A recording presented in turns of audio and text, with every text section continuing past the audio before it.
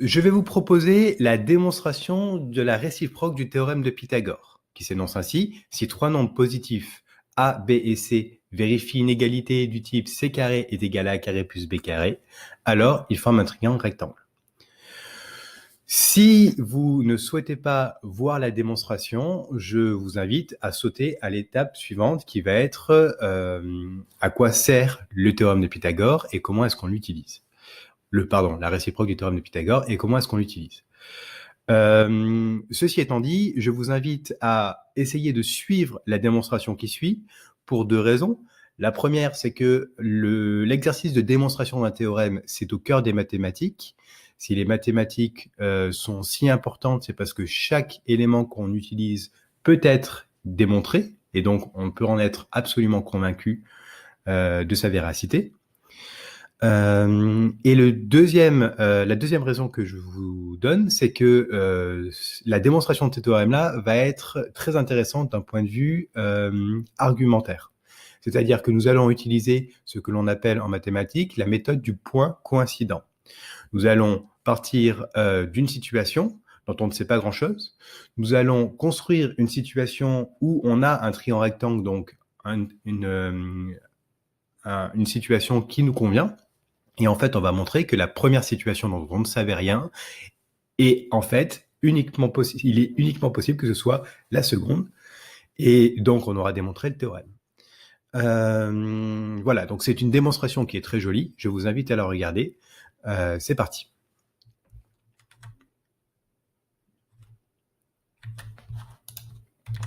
Alors, puisque nous voulons vérifier que si l'on prend trois nombres positifs a, b et c qui vérifient c carré est égal à a carré plus b carré, on obtient un triangle rectangle, la première chose à faire, c'est de prendre trois nombres qui vérifient cette égalité-là et qui sont positifs. Donc, si vous regardez la page que je vous donne ici, nous allons dérouler sur la page principale l'argument qui va amener à la conclusion de la démonstration. Et sur le côté gauche, en bas, on va lister tous les éléments que l'on aura obtenus pendant notre raisonnement. Vous allez voir qu'à la liste des 4 éléments que l'on a déjà en prenant ces trois nombres, nous allons en rajouter pas mal pour arriver à la conclusion. Donc, en partant de ces trois nombres-là, positifs, a, b et c, dont on ne sait pas grand-chose, mais on sait que c carré est égal à a carré plus b carré, on va décider que le nombre c est le plus grand, ce qui est logique s'il vérifie l'égalité d'au-dessus, d'accord? Mais on va appeler c le plus grand des trois, on aurait pu l'appeler a et b, ça aurait juste fait tourner les lettres. Et ce que nous allons faire, c'est que nous allons construire un triangle à partir de ces trois longueurs. Donc, plaçons a, b et c qui vérifient que AB soit la longueur et pour longueur le nombre C, CA est pour longueur le nombre B, et CB est pour longueur le nombre A. On va faire un dessin évidemment. Une chose avant de tracer le triangle, c'est que je passe ici sous le tapis le fait que si on a trois nombres positifs qui vérifient C carré est égal à A carré plus B carré, alors obligatoirement, il m'est possible de construire un triangle à partir de ces trois nombres. Ce n'est pas du tout évident. Vous savez depuis la 5e que lorsqu'on prend trois nombres, parfois on peut construire un triangle à partir de ces trois nombres, et parfois on ne peut pas. Je vous rappelle que c'est ce qu'on appelle l'inégalité triangulaire. Il s'avère que lorsque on vérifie l'égalité c carré est égal à a carré plus b carré, les propriétés d'un nombre au carré et les propriétés de la racine carrée font que on est obligé d'avoir l'inégalité triangulaire qui est respectée. Mais c'est loin d'être évident. Je passe ça sous silence parce que pour le coup, c'est un peu compliqué. Donc, nous avons un magnifique triangle ABC avec C qui est sur le côté BA, B qui est la longueur CA et A qui est la longueur BC. Voilà. La question qu'on va se poser, c'est est-ce que, par hasard, étant donné que mes trois nombres ABC vérifient C carré est égal à A carré plus B carré, est-ce que ce triangle va être rectangle? Si c'est le cas, puisque C est la longueur la plus grande de mes côtés, C est forcément la longueur de l'hypoténuse. L'hypoténuse étant BA, ça veut dire que mon triangle ne peut être rectangle qu'au point C. D'accord? Si j'ai un angle droit, il est forcément en face de l'hypoténuse, à cause du théorème de Pythagore, dont on sait qu'il est vrai. Et donc, mon triangle ne peut être droit que en C. C'est important de le signaler. Alors, nous ne savons pas grand-chose sur le triangle ABC. En particulier, nous ne savons pas s'il est droit. Rectangle, pardon. Ce que nous allons faire, c'est que nous allons construire un triangle rectangle sympathique. Donc, on va placer un nouveau point P, tel que le triangle CBP va être rectangle en C. Regardez, c'est tout simple. J'ai le droit de faire absolument ce que je veux, à condition de ne pas dire n'importe quoi. Donc, j'ai le droit en tout cas de prendre un point P qui soit du même côté que A par rapport à la droite BC. Donc ici, à droite de la droite BC. J'ai parfaitement le droit de construire la perpendiculaire à la droite BC qui passe par C, c'est-à-dire la droite rouge ici. Vous voyez qu'on fait apparaître ici un angle droit. Et ensuite, je décide de reporter la distance CA sur ma demi-droite en rouge ici, pour faire apparaître le point P. Donc en fait, ces trois hypothèses-là peuvent être résumées par je rabats le point A sur la droite, la demi-droite rouge ici. Rien de compliqué ici. Ce dont on est sûr par contre, c'est que le triangle CBP, lui, il est rectangle. Par contre, ce que nous ne connaissons pas, c'est la longueur BP. Alors, on va la calculer, cette longueur BP. Regardez le raisonnement suivant. Puisque BCP est rectangle en C, la longueur BP peut être calculée au moyen d'un théorème fameux. Puisqu'on a deux longueurs dans un triangle rectangle, il est possible de calculer la troisième grâce au théorème de Pythagore. Ici, la longueur que je cherche, c'est l'hypoténuse.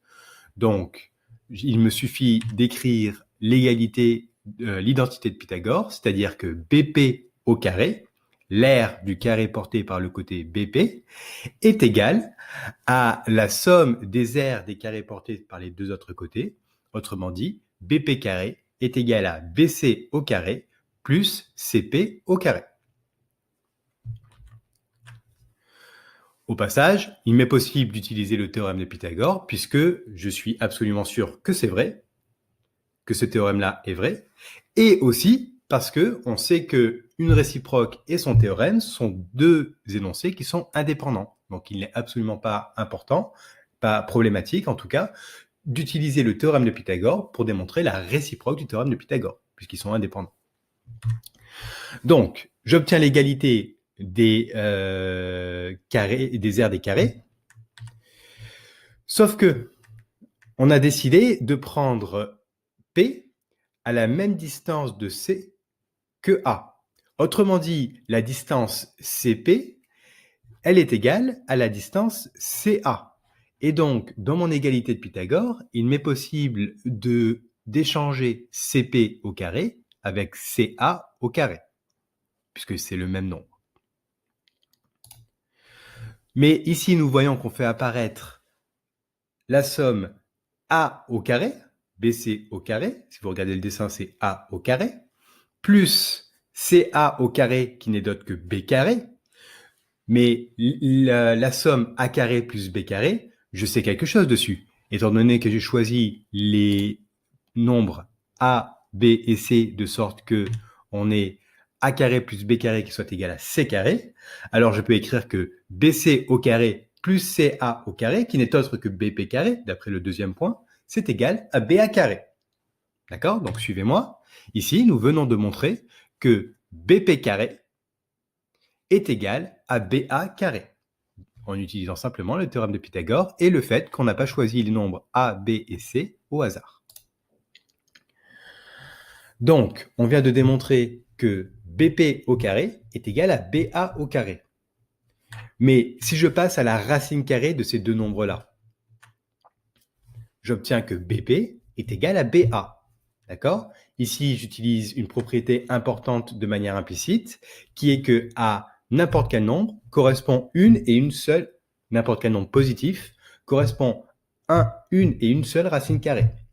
Donc, que je l'appelle BP au carré ou BA au carré, ce nombre-là, quand je prends sa racine carrée, je vais obtenir le même nombre à gauche et à droite. D'accord? C'est très important. C'est dû au fait qu'on ait ce qu'on appelle en mathématiques une bijection des nombres positifs vers les nombres positifs grâce à la racine carrée.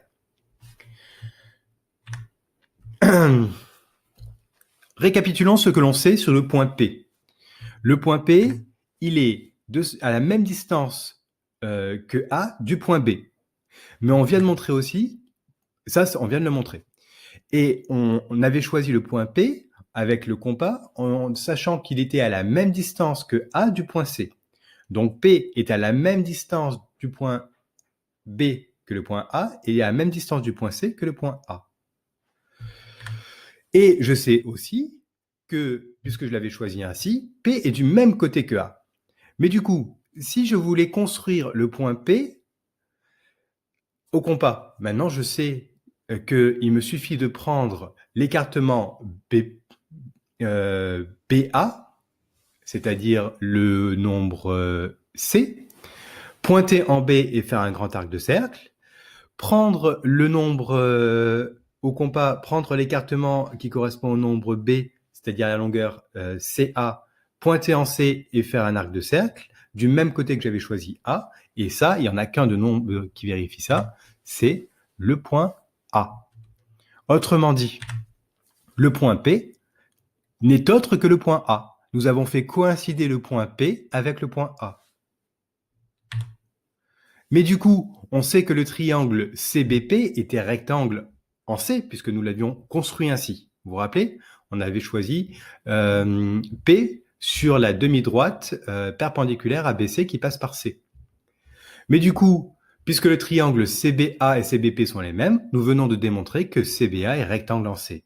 Autrement dit, nous venons de voir que si j'avais choisi trois nombres positifs A, B et C qui vérifient l'identité de Pythagore, C carré est égal à A carré plus B carré, alors nécessairement, à la fin des fins, CBA, le triangle construit à partir de ces trois nombres, petit a, petit b et petit c, est nécessairement rectangle et fait en sorte que C est la longueur de l'hypoténuse de mon rectangle, de mon triangle. Pardon.